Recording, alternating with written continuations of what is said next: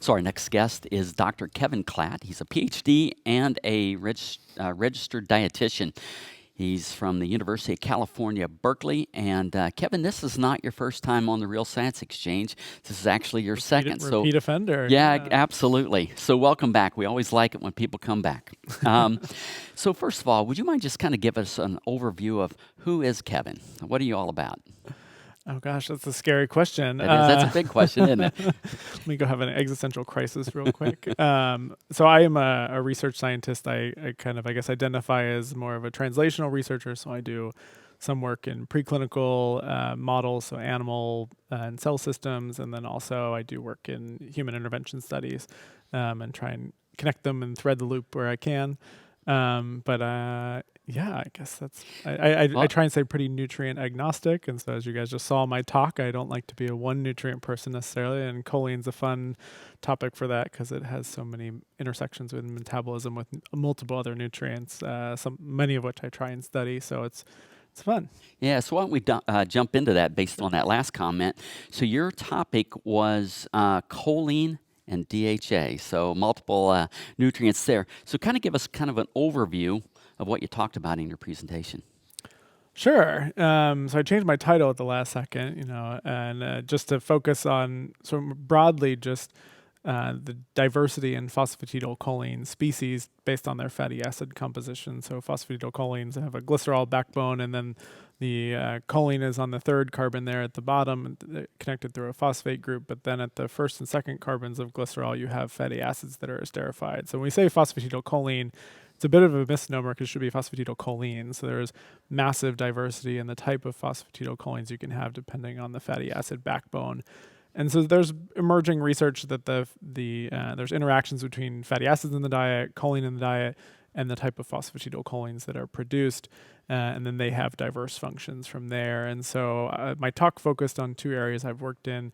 So dietary choline's impact on the production of phosphatidylcholine species enriched in the omega-3 DHA, specifically in pregnancy. And then I also, towards the latter end, threw in a little fun story about interactions between lauric acid in the diet, which is a 12-carbon saturated fatty acid that folks have probably heard of less than the omega-3s that you hear about in fish oil and whatnot.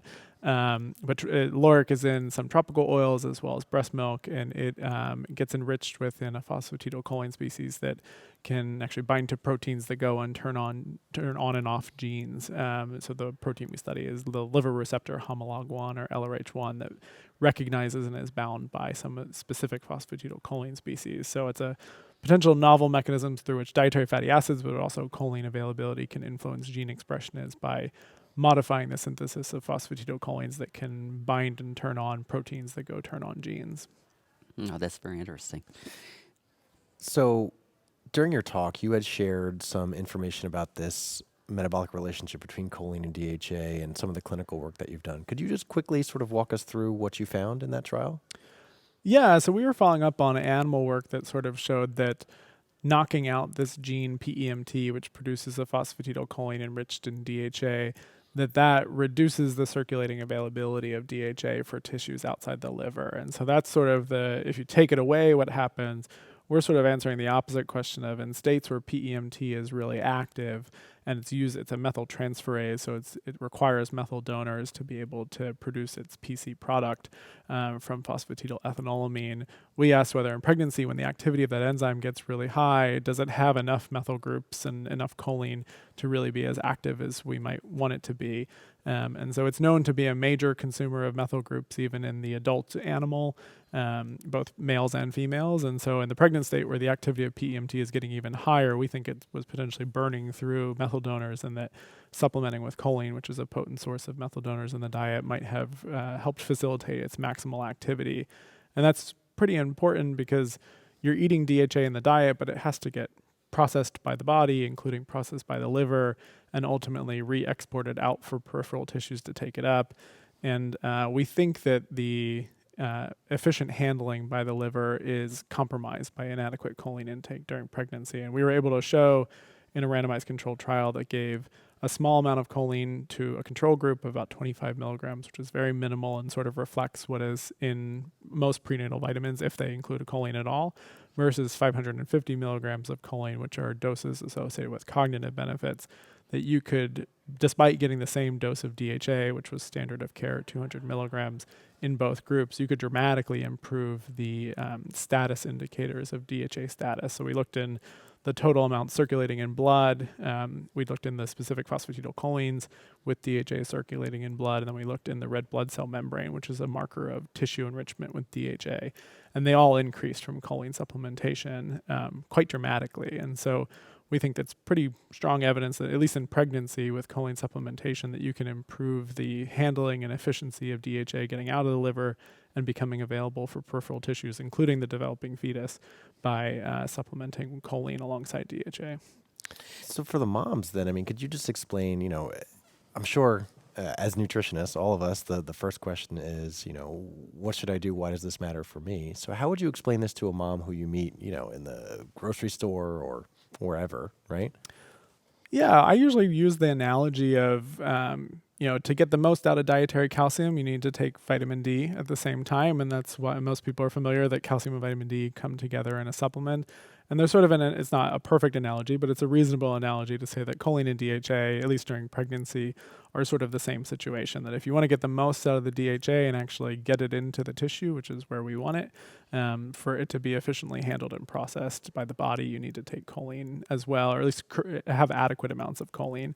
And that's something that our trial only had the background diet and the background diet plus one dose. And so it would be lovely in the future to do some dose response studies to get, figure out exactly how much choline in the diet is, and plus supplements, is needed to facilitate that improved DHA handling. But for right now, we can say the doses that are already associated with improved cognitive benefits also are improving methyl metabolism and DHA availability. Kevin, just a kind of a follow-up. You had mentioned in pregnancy specifically, because I know that's where some of the best science is. Mm-hmm. Is there any reason to think, or are there any indications that there might be synergies post-pregnancy between DHA and choline? Yeah, that's a great question. So there's only a little bit of data on this topic generally. And so Dr. Steve Zeisel, who you guys have chatted with here as well, has some data from his choline deficiency feeding studies looking in men, postmenopausal women, and women of reproductive age, and showing that it's really specific to the women of reproductive age that you see a reduction in PC-DHA availability. And those are abject deficiency feeding studies. We don't have a lot in the just normal general population with usual intakes, whether there's a strong relationship between choline intake and DHA levels. But I think both our pregnancy work and that work from Dr. Zeisel suggests that states of high estrogen that are really driving PEMT activity and making it an even more dramatic consumer of those methyl groups are states where they're responsive to the PC-DHA levels are responsive to choline supplementation. And so I wouldn't write my first grant after this as a follow-up study to look at men to see if that synergy is there necessarily. I'd probably go back to the reproductive state with the women of reproductive age with high estrogen levels and check there to see if there's a functional synergy. Kevin, I'm going to throw you a bit of a curve. I'm ready. From an animal science background, you. I know. But you kind of caught my attention when you were talking about phosphatidylcholine and the different fatty acid backbones. And in dairy science, we feed a lot of 18-0, 18-1, 16-0. Has there been any research with those specific fatty acids? If not, why not? And do you think there might be some advantages with those fatty acids as the backbone? So they definitely get incorporated into phosphatidylcholine species. One of the challenges is that they're the most common fatty acids within the cell, and the cell really likes to keep a relatively tight level of them, and to specifically change the levels of them in the cell and not change anything out, we don't really have great analytical tools to do that. There is some data to suggest that the PC that has a 16-0, so the palmitate, and then the 18-1 might be a ligand for a different nuclear receptor called peroxisome proliferator active receptor alpha, or PPAR alpha.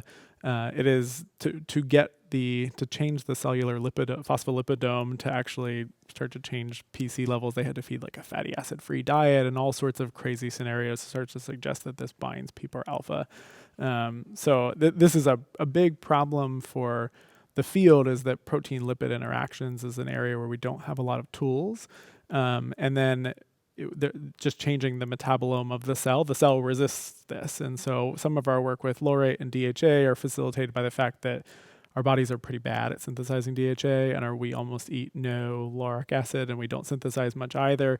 And so you can start to influence the composition of the fatty acid pools that get incorporated into PC within the cell by changing the diet. Whereas changing the diet level of 16.0 or 18.0, 18.1, because we can endogenously synthesize those, eating more from the diet can just downregulate production within the cell. And so the levels of those are much, much harder to change. And this goes back to really old animal feeding studies looking at if you change the fatty acid composition of the diet from 0% saturated fatty acid all the way up to like 80% of energy coming from it, there is a flat line between the 16.0 composition of cell membranes. And so the cell really tightly resists, so it'll downregulate its own synthesis, it'll oxidize that exogenous 16.0 that's coming in. And so there is, I think, less enthusiasm for the non-essential and for the rarer fatty acids because the cell can make them, it's much better at resisting changes in the phospholipidome. But I'm happy to be wrong. One of the things of interest is within the subcellular compartmentalization, folks are looking at the cytoplasm versus the plasma membrane versus the nuclear envelope versus the mitochondria and the phospholipidomes there and what PC species are present. And it seems like the nuclear envelope, which is where also the nuclear receptors are hanging out and go and bind to the genome, that has a unique fatty acid composition of the phospholipids there, and they tend to be predominantly saturated, consistent with some of the work that we've focused on laurate. So there's more work that we want to do in that space to try and identify other highly saturated PCs that are enriched within that nuclear envelope that might be talking to the genome. Yep, always more work to be done. I know, we just need all that funding. Yeah, exactly. Kevin, thank you for joining us today. Really enjoyed your presentation and love the podcast here. Thank you so much for having me back. You're All very right. welcome. Thanks, Kevin. Thank you.